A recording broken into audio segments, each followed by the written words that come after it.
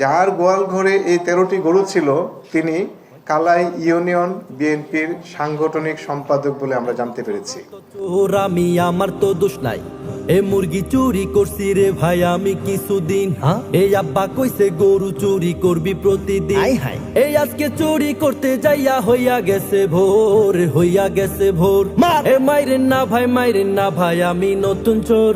এ চুরি কেন করিস রে তুই, লজ্জা নাই কি তোর? এ মাইরেন না ভাই, মাইরেন না ভাই আমি। গতকাল বগুড়ার কাহালু থানার কালাই ইউনিয়নের জনৈক গফুরের গোয়ালঘর থেকে 13টি গরু আমরা উদ্ধার করি, যার মধ্যে 5টি গরু আত্রাই থানায় চুরি হওয়া ঘটনায় নিয়েছে বলে আমরা জানতে পেরেছি।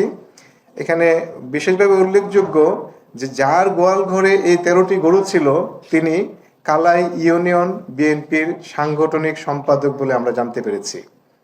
আমরা অন্যান্য আসামিদের গ্রেফতারের জন্য কার্যক্রম চলমান রেখেছি। আমরা আশা করছি অচিরেই এই চুরির সাথে যারা জড়িত তাদেরকে গ্রেফতার করতে সক্ষম হব।